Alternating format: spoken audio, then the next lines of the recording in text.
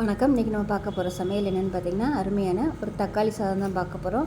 ரொம்ப சிம்பிளான மெத்தடில் டேஸ்டியான பட்டாணி தக்காளி சாதம் எப்படி செய்யலாங்கிறத பார்க்கலாம். லஞ்ச் பாக்ஸுக்கு கொடுத்து விடுறதுக்கு ரொம்ப ஈஸியாக இருக்கும். வாங்க அதை எப்படி செய்யலாங்கிறத பார்க்கலாம். ஒரு குக்கர் எடுத்துக்கலாம். தேவையான அளவுக்கு நெய் சேர்த்துக்கலாம். இப்போ கொஞ்சமாக எண்ணெய் விட்டுக்கலாம். எண்ணெய் நல்லா சூடாகிடுச்சு. பிரியாணியில் சோம்பு, பட்டை, கிராம்பு, ஏலக்காய் இதெல்லாம் சேர்த்துக்கலாம்.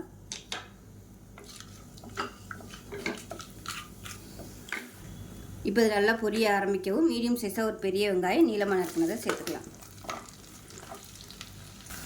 வெங்காயம் வதங்குறதுக்கு உப்பு சேர்த்துக்கலாம். இப்போ வெங்காயம் நல்லா வதங்கிடுச்சு. ஒரு 4 பல் பூண்டு தட்டி வச்சுருக்கேன், அதை சேர்த்துக்கலாம்.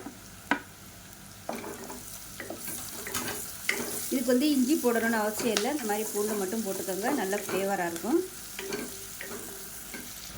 பூண்டு நல்லா வதங்கிடுச்சு. இப்போ காரத்துக்கு தகுந்த மாதிரி மிளகாத்தூள் சேர்த்துக்கலாம். 1 டேபிள் ஸ்பூன் மிளகாத்தூள், 1/4 டேபிள் ஸ்பூன் மஞ்சள்தூள் சேர்த்துக்கலாம்.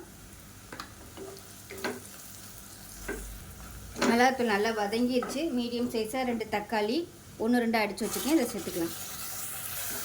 இந்த தக்காளி நல்லா வதங்கி எண்ணெய் பிரிஞ்சு வரட்டும்.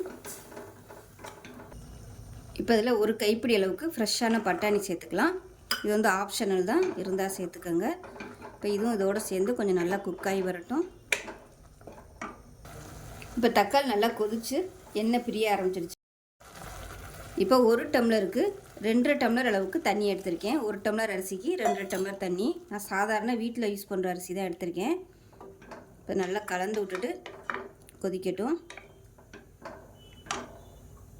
இந்த கிளாஸில் 1 டம்ளர் எடுத்திருக்கேன். இது கரெக்டாக 100 கிராம் அளவுக்கு பிடிக்கும். இந்த டம்ளரு 100 கிராம் அரிசியில் தான் நான் இன்றைக்கி செய்கிறேன். இது தாராளமாக ஒரு 2 பேர் சாப்பிட்லாம். இப்போ நல்லா கொதிக்கட்டும். தண்ணி நல்லா கொதிக்க ஆரம்பிச்சிருச்சு. அரிசி நல்லா 2-3 தடவை கழுவிட்டு ஊற வச்சு வச்சுருக்கேன். இந்த அரிசியை சேர்த்துக்கலாம். நல்லா 1 மணி நேரம் ஊற வச்சுட்டேன்.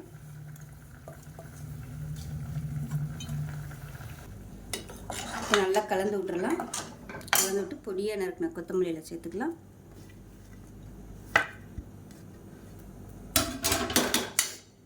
சேர்த்து நல்லா கலந்து விட்டுட்டு குக்கரை மூடி வச்சிடலாம். உப்பு செக் பண்ணி பார்த்துக்கோங்க.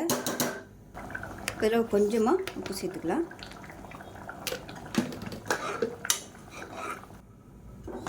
குக்கரை மூடி வச்சுட்டு நல்லா ஒரு 4 விசில் விட்டுட்டு ஸ்டீம்லாம் போனதுக்கப்புறம் பார்க்கலாம். இப்போ விசில் விட்டு ஸ்டீம்லாம் இறங்கிடுச்சு. எப்படி இருக்குன்னு பார்க்கலாம். பாருங்கள், நல்லா சூப்பராக நல்லா கமகமான அருமையாக வந்துருச்சு. நல்லா பரட்டி விட்டுக்கலாம். நல்லா ஆறுச்சுன்னா கொஞ்சம் நல்லா ட்ரை ஆயிரும். சூப்பராக இருக்குது, அடிப்பிடிக்கலை. அதே சமயம் நல்லா அருமையாக வந்திருக்கு. நம்ம அப்படியே ஹாட் பாக்ஸில் கொட்டி வச்சிட்டோம்னா நல்லா சூப்பராக நல்லா உதிரியாக வந்துடும். ரொம்ப சிம்பிளான ஒரு லஞ்ச் பாக்ஸ் ரெசிபி. டக்குன்னு பண்ணிடலாம். பட்டாணி இல்லாமல் கூட நீங்கள் இதே மெத்தடில் பண்ணலாம். டேஸ்ட் நல்லா அட்டகாசமாக இருக்கும். அருமையான பட்டாணி தக்காளி சாதம் ரெடி ஆகிடுச்சு. ரொம்ப சிம்பிளான மெத்தடில். அதுக்கு சைட் டிஷ்ஷாக நான் உருளைக்கிழங்கு வறுவல் வச்சுருக்கேன். தயிர் பச்சடியோட கூட நீங்கள் வச்சு சாப்பிடலாம். அருமையாக இருக்கும். ஸோ செஞ்சு பாருங்கள். செஞ்சு பார்த்துட்டு எப்படி இருந்துச்சுங்கிறத சொல்லுங்கள். வீடியோ பிடிச்சுன்னா லைக் பண்ணுங்கள், கமெண்ட் பண்ணுங்கள், சேனலை சப்ஸ்கிரைப் பண்ணுங்கள், பக்கத்தில் பெல் பட்டனை ப்ரெஸ் பண்ணுங்கள். நன்றி.